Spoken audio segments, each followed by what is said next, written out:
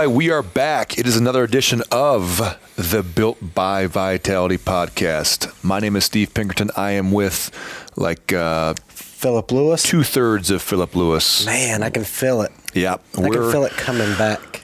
We dodged a bullet there with Philip. It was touch and go for about 39 days, but I don't understand. We're getting there. We're getting there. It's 4. But 35 less than what you said. A little longer than 4. 5, okay, 4.5. Now, but this brought us to our topic today, which is perspective. And today we're going to talk about, how you look at things and the things that you go through can change the perspective you have on the outlook that you might have on certain situations. So, for example, when someone gets hurt in the gym, man, they really appreciate all the things that they took for granted before they were hurt. Yeah. Let's say, someone goes and runs a triathlon and, has a stress fracture in their foot and they got to be in a boot for 8 weeks. Man, then you realize how nice it is to be healthy. Yeah. Get up, down, walk around, drive, anything, just without any issues. Yeah. You don't realize it till something happens. I remember when I was in the Marine Corps still, Jess and I went to Laguna Beach. And Laguna Beach was where a friend of my mom's lived. And she had a really cool house right on the ocean. It was pretty cool. And we went there, and she had been telling me, my mom's friend had been telling me about this gym she had been going to. And she's like, oh, my trainer is amazing. You got to come work out with her, do this, do that. And I said, man, okay. And I was big into working out at that time. I said, cool, we'll go check this place out. It was a big gym. I can't tell you I couldn't remember the name of it. And there was this trainer there, and it was a female, and she was taking us through Turkish get-ups. And I don't know, this was 2005 or 6. I hadn't done Turkish get-ups before. And she taught it to us wrong. She taught us wrong. I mean, she taught us to... But at the time, you didn't know it was wrong, I didn't know it was wrong. She said, just kind of sit back and you kind of tucked your leg underneath you and you sat kind of back into it. And I did that, and I felt this pop in my knee, and I was like, oh, man, that didn't feel right. Well, I literally couldn't walk. Like, I couldn't walk out of the dang place. And so I'm like hobbling around, and then it starts to swell up on me. I mean, get super swollen. Can't straighten it, can't bend it, can't move it. That was the first day we had gotten there. And I think I had just gotten back from a deployment, and we were on maybe post-deployment leave or something where, we were going to spend 4 or 5 days in Laguna Beach. So it's not really the way you want to spend coming back after deployment. No. And I remember being laid up at her house and thinking about how bad I just wanted to go for a walk on the beach. Like, that's all I wanted. I just wanted to go for a walk. It was like 75 and sunny. It was beautiful. And that's what we're talking about here. You don't appreciate how fortunate we are to be healthy until something happens. And now, and then all of a sudden you start to realize, gosh, all the little things you took for granted, it just, One of my favorite things is just to sit in my truck, drive around in the truck, play music. And I don't mind driving. That's why I used to have my CDL, and I actually enjoy it. So, like, when you feel good, you're healthy, it's great. But I realize, like, when I do get sick, that's not even fun. You don't want to. You don't even want to drive and do something as simple as that. You're like, nah, I'd rather just sleep or lay down. You don't even, something simple is just taken away from you. Yeah. And you don't realize it till you're sick. And I think that the point of this should be, it shouldn't take things like that to make you appreciate what you have and make you not take things for granted, because what happens is inevitably my knee heals up, you get healthy, and then we start taking things for granted again. Maybe we have like 2 weeks where you're like, man, I really enjoy doing those things, like driving around and just listening to the radio, going to shoot some photographs somewhere uptown. and then 3 weeks go by and you forget about it. You take it for granted. The point would be, what can we do to be more proactive about keeping us as healthy as possible, as injury-free as possible, and not taking these things for granted? Don't put ourselves in a situation to where it takes something to remind us how fortunate we are, you know? It's like we were talking about the Open. We were talking about like how I didn't want to do the Open. Yep. It's not that I don't want to do it. Well, I mean, I don't want to do it, but Yep. if you think about it, it's 3 workouts. I'm sure there are tons of people in this world, whether they have an injury, they're at a place they can't, just something, that would love a chance to they would beg to be able to do those 3 workouts. Yeah. And I'm got 100% ability to do it, no problem. And I'm like, nah, I don't want to do it. It's stupid. I don't feel like doing it. I'm going to complain about it. Yeah. But why? There's people that kill to be able to do that. Yeah. Do you feel, are you ashamed of your reaction about the Open? No. No? No. Aren't you glad that you are going to do the Open? Yeah. Yeah. I'm not ashamed of how I feel about it. I'm still glad I'm able to do it. I'll think about it that way. It's not that bad. Yeah. It's whatever. I think everybody should do it. I tell people they should do it. It's whatever. I think that there's so much, and again, I mean, should be glad I'm able to, is what I'm trying to say. Like, whether I want to or not, I should really be glad I'm fortunate enough to do that. But I also think that this can bleed over into so many different things, and your attitude towards things. I look at a little bit of the climate that we're living in right now, where you've got a lot of people in our country that are really taking for granted some of the things that they should not be. And they have issues with X, Y, and Z about this country. And you could look at this and say, man, what do people in a third world country how would that sound if they heard us Oh my gosh. complaining? I still remember going around to some of these small little villages outside of Iraq, and running water wasn't a thing. Like sanitary, sewage thing was not, the structure in the sewage was not even not present. And those are just examples. I would love for people to go without running water for a day or 2 or a month, and then understand how fortunate they are. Like we walk in. I mean, think about this. You're somebody that lives in a third world country. You've never had running water. You don't know what a hot shower feels like. No clue. You have no idea. You're doing cold plunges all the time. You have no clue. But here we are. We take this for granted to where we walk inside of a shower, we turn it on, and how many people complain because it took 8 seconds for it to get warm? It's crazy. It's taking forever. Yep. Let's get it. It's crazy. But we all do it. Yeah. We all do it. And it's being aware enough of all the things that we have going on, all the things that we get to do, being aware of those things so that we're proactive, and we're talking about, what can we do to keep healthy? We can also, what can we do to stay positive? What can we do to not fall into the trap of so many people right now of this negative, pessimistic, whiny, just spoiled little attitudes that we got running around here? I think a lot of that's social media too.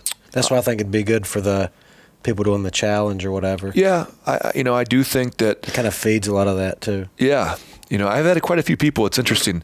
By the time this podcast comes out, we'll be well into our screen time challenge, and I've had quite a few people come up to me and say, "Man, I'm going to do that for sure. I need to do it."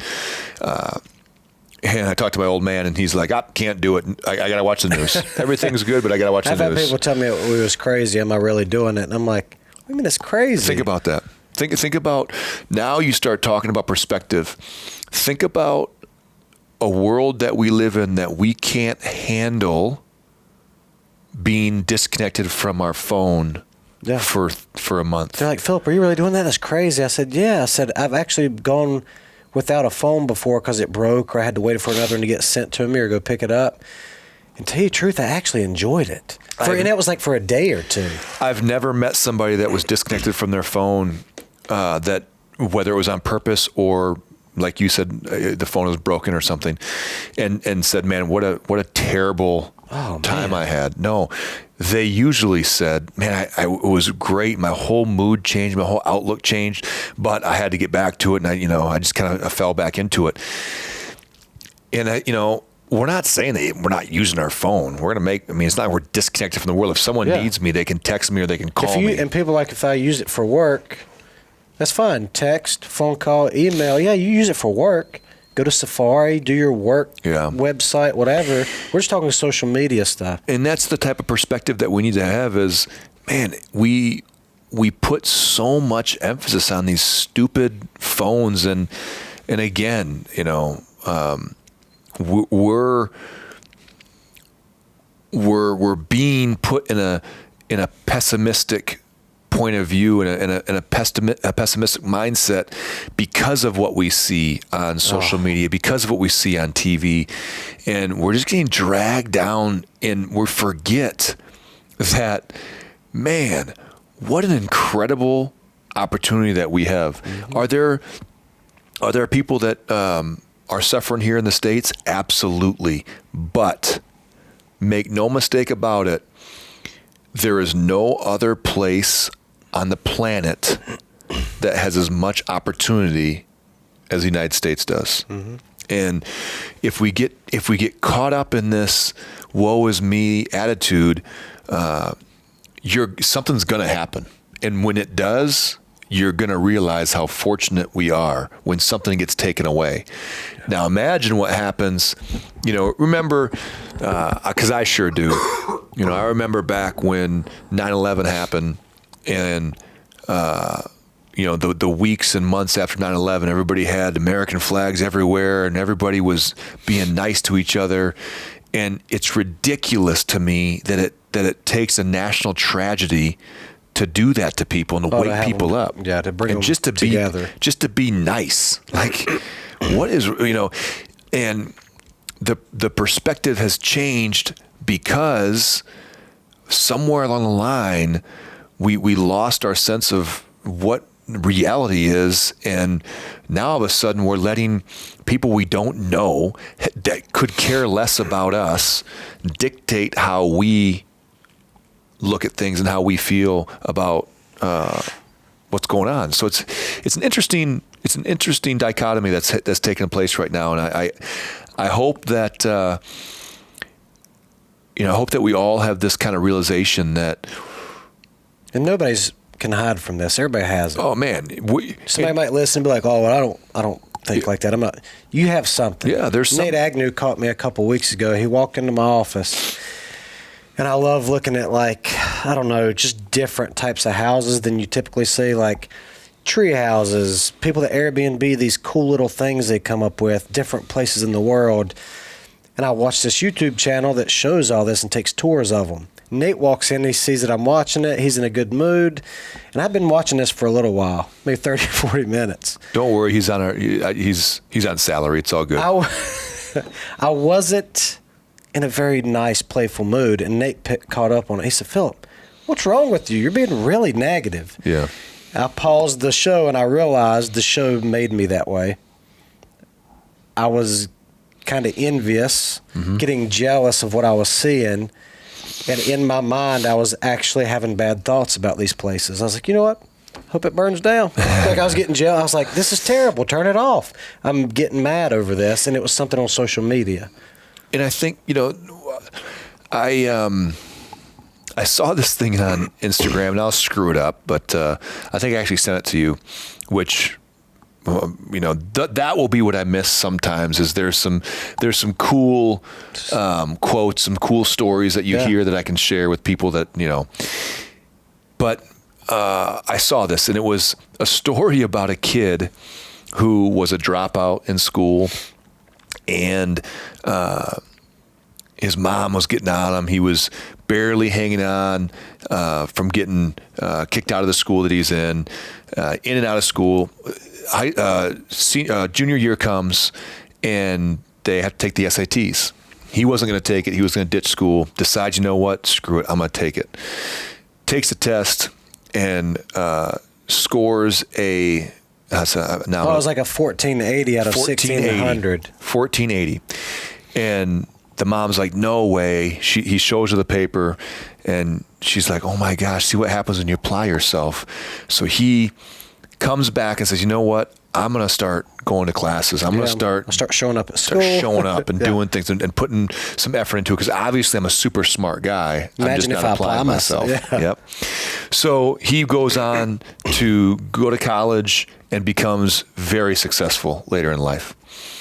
And it turns out it was like 11 years later, he got a letter in the mail, and he was one of 11 people in the United States that there was a issue with the SAT scoring system, and they mailed out these results to the wrong people. He actually scored a 710. And you get like 500 for signing your name. It's crazy. Yeah. 710, and he didn't get a 1480 at all. Yeah. But what happened was his perspective changed. He viewed things from a different lens and thought, okay, wow, maybe I'm in the situation I'm in because I'm not applying myself, and I just need to make those changes. And now his perspective shifted, and he was able to completely change his life. He thought he was smart. Yeah. He showed up, put in some work, and he actually was successful. It's how we view the world is what the world's going to be. If we view the world to be this nasty, racist, crazy place that we're disgusted by, guess what? It's going to be a nasty, racist, disgusting place, and you're going to be one of the reasons it's like that. Yeah. If you view this as, man, what an amazing opportunity that we have here, and I'm going to take every advantage that I can. Mm-hmm. And I just think that you got to have people that. But here's the kicker: when you're sick and you don't feel good, if you're surrounded by a bunch of idiots that aren't positive, that will put up with that type of negative self-talk, the negative kind of the whininess that people have, then guess what? They're going to enable you to continue to be like that in every situation that happens. But if you have people that are like, hey man, listen, snap out of it, man. You still have this, and this going for you. You still get to come to a place that you're surrounded by people you enjoy being around. You love what you do, and you know what? You're sick for a blink of an eye in the grand scheme of things. I thought about the other day when I felt pretty bad. I said, imagine when I was sick like this or worse, and I used to have to go to Budweiser and do physical labor and not eat, and just everybody was negative, and I hated the job. Yeah. It's like, man, at least I could go do something I enjoy, do some video, photo, I can do some pizza, I can do whatever. I said, it's not that bad. It's fine. And you think about that, and you think about the number of people that go through these type of hardships, whether it's being sick, whether it's being hurt, whether their dog died, whatever it might be. Everybody gets kicked in the face every once in a while. Yeah. Everybody does. But the difference is there's just not enough positive people that you're surrounded by to make you snap out of it, to jerk the slack out of that chain and say, hey, listen, man, knock it off. Stop being a baby. And that's okay. It's okay for you to do that to people, because guess what? That's what they want. Deep down, they don't want to walk around and be negative and kind of dragging and, seeing everything from the glass half empty. They don't want to see that. They don't want to live like that. But they've been enabled for so long. And I get at my kids all the time. when they don't get what they want, they treat people in a certain way. They will treat people, when I say people, they treat Jess and I and their sister, they'll treat them bad. And I get so mad. I don't care that they didn't get their way. I can understand that they're upset. I remember being upset when I didn't get my way when I was a kid. But what they won't do is let that decision impact how they're going to make other decisions that same day. And that's where, this thing starts to snowball. And when someone's got something bad going on and they've got this bad attitude, it snowballs into everything that they do, every person they're around. And sooner or later, guess what? Negative people will only be around negative people, because someone that's positive, someone that is looking at things the right way, they will not stick around for those negative people. It will not happen. And that's what happens. You find this time and time again. Negative people breed negative people. They just breed that attitude, and all of a sudden you've got all of your circle of friends have that same negative mindset. Why did CrossFit get so big? Because it was a community of people that believe the same thing. It was very simple that if me and you suffered a little bit together, we probably believe similar in the fact that we want to be healthy. We want to push ourselves. We want to be, we're outgoing. We want to be successful. And most times when you come into a CrossFit gym, that's what you get. You get the majority of people are somewhat like-minded. Not that we're all the same by any stretch, but we're like-minded. You don't have a lot of people that are kind of hanging their head, kicking the rocks, and kind of saying, "Oh man, this is just stupid." But the same thing. And if they do show up that way, or they kind of fan themselves out. Yes, 100%. And that's what happened over at Steve's place, the jiu-jitsu studio, this jiu-jitsu school. The same thing. That's what was such a draw for us when we went over there. It was the same community, the same mindset. Was nobody comes in there pouting about what they're doing or what their day was like. No, there's no time for that. Nobody puts up with it because nobody wants to be around them. All you're thinking about for those 3 hours is surviving. It's learning stuff, getting better. You don't. Yeah, and that type of environment. Man, that's what people need. They need some environment where they can go to and that people will hold them accountable, so that when you get that perspective and it changes, someone can snap you out. Because listen, nobody's perfect. No. Okay. Absolutely. Everybody falls into this. Jess was sick a month or two ago, and you take working out away from that girl, forget about it. I might as well have come and stayed with you. I would have slept in the doggone trailer in the back of your truck. It's just when you get people out of their routine, it happens to all of us. And then, I remember talking to her, and she was saying, man, I miss being able to get up and ride the bike, or I miss just feeling good. I miss not being tired all the time. And all these things that we took for granted, we all realize now.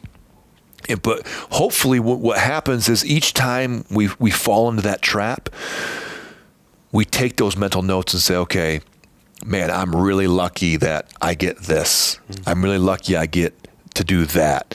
And when it happens again, it's not quite as bad. When it happens again, you can recognize what's happening. You can recognize, hey, you know what?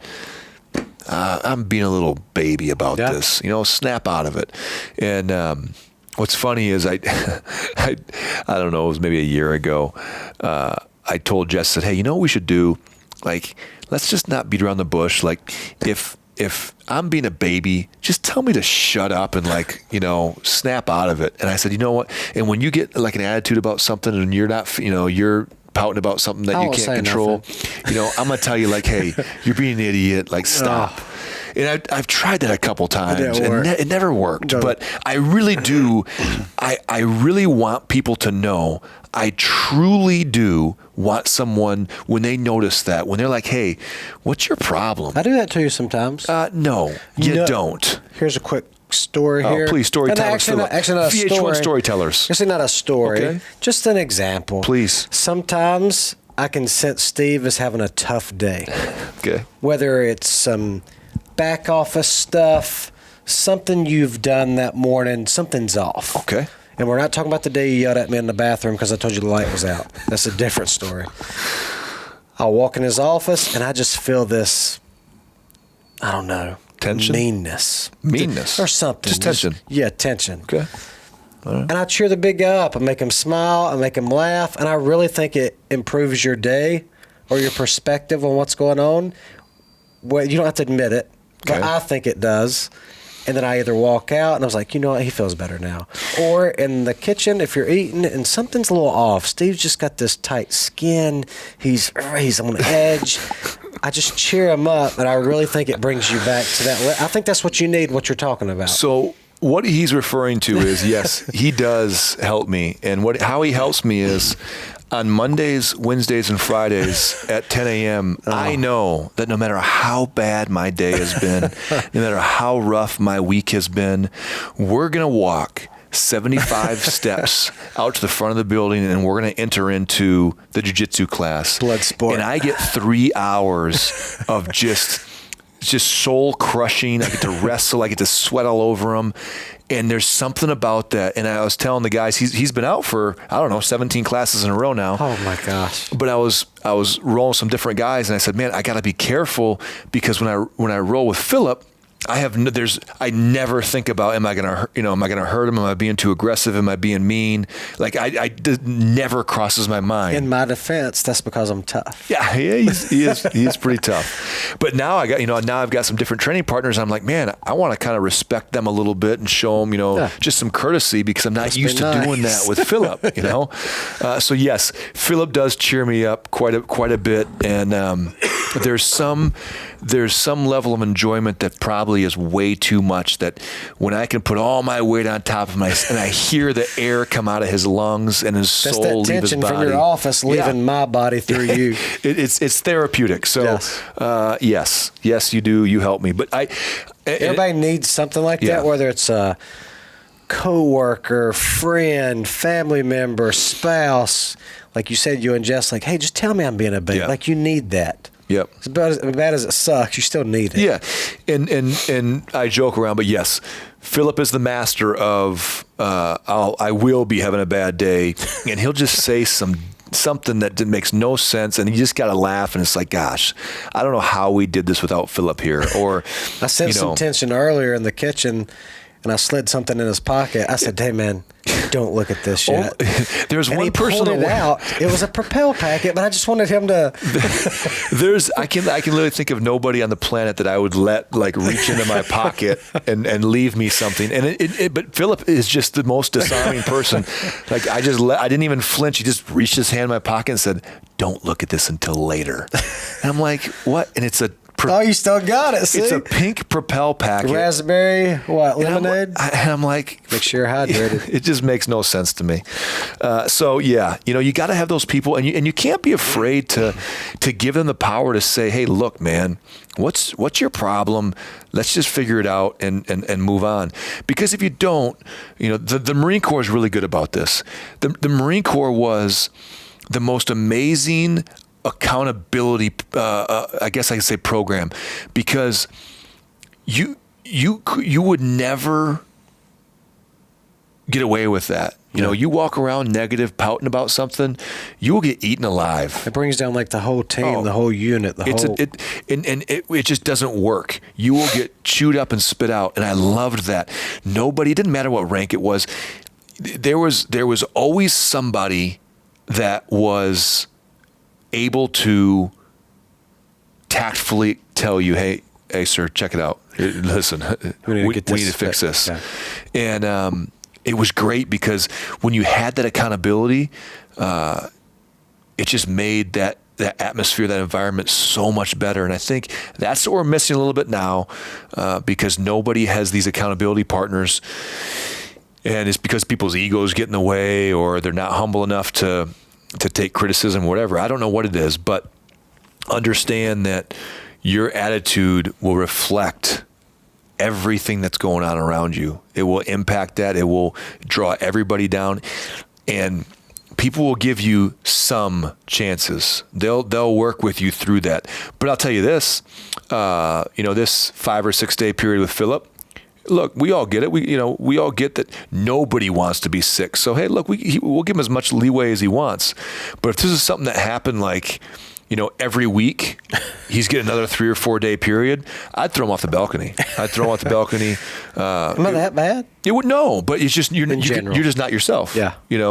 And what makes Philip the way that he is he's the guy that is always joking around, saying ridiculous things, and when you lose that ability because you're letting some type of internal external factor play with that, it's very obvious. And I'll tell you this, the more obvious it is, to me, I think it's a good thing, because that means when you're not down, when you're not kind of feeling sorry for yourself, you are a very dynamic individual. So when people have this very obvious switch, to me, that's great, because it just shows how off someone is. You're like, oh, he must really not feel good.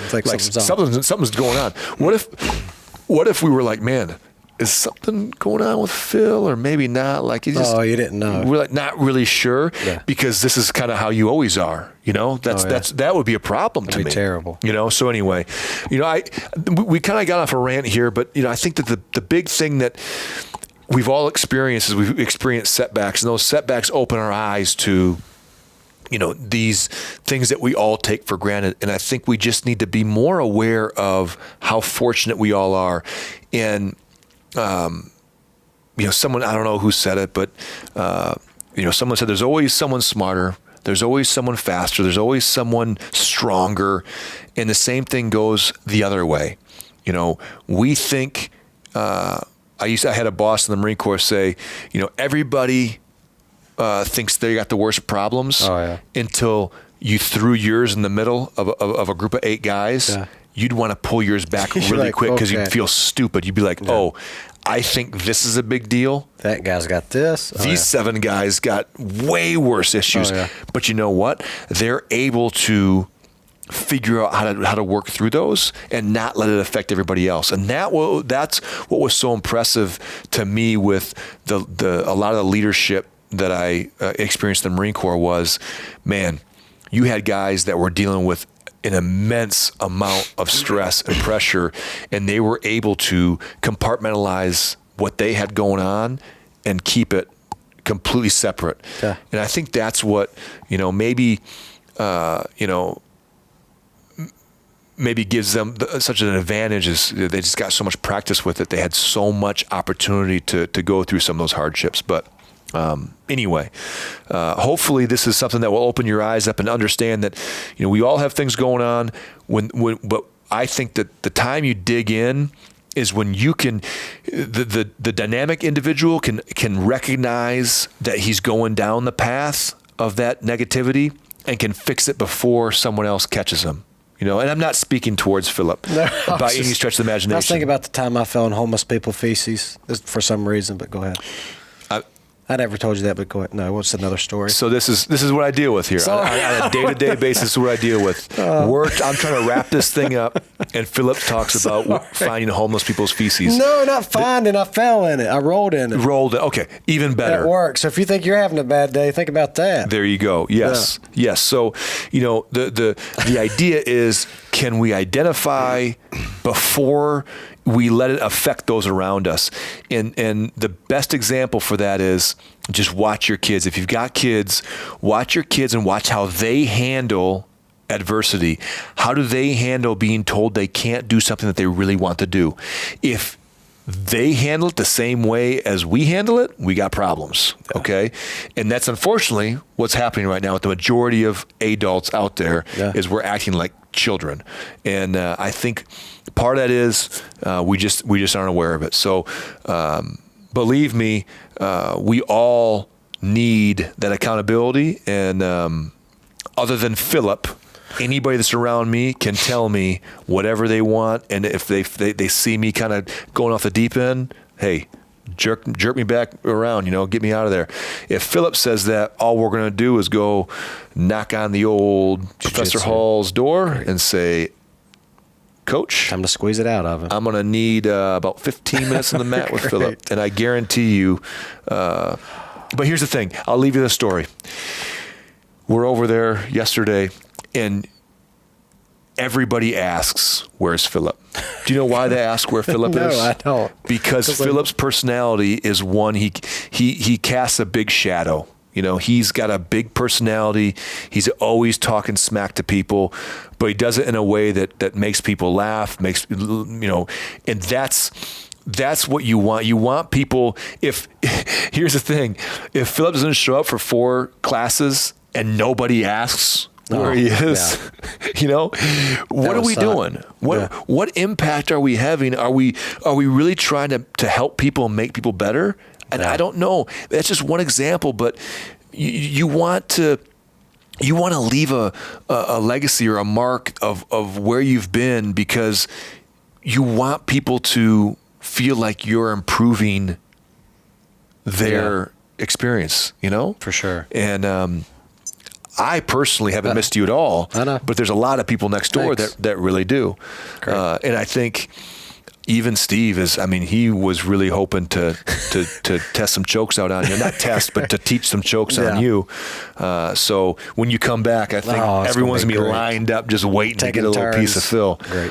So anyway, I hope this has been, I don't know. Look, if you're looking for, this podcast is not for this crazy amount of knowledge and wisdom that we're passing on. If that's what you want, probably Jordan Peterson, Joe Rogan. If you've got 17 hours, Jocko has a great podcast. I listened to one of those podcasts a couple of days ago. The guy's amazing, but it takes me 74 trips to home and back to get through his podcast. So there are plenty of podcasts out there. Our thing is we're trying to talk about things that are relevant to us, and we think that some of those things might be relevant to everybody else. So that's the idea here. And Philip's here strictly for the comedy factor, obviously not for in y'all's for eyes, looks. I'm being serious. Yeah. But the next time we come on, we'll have Philip tell us about the time he rolled around in human feces. Oh my gosh. That'll be a good one. So guys, I hope you guys are taking advantage of the Screen Time Challenge. We will debrief that in about 3 weeks, and we're excited to get, we've got some cool guests coming up in the next couple shows and some cool topics. So until next time, this is the Built by Vitality podcast.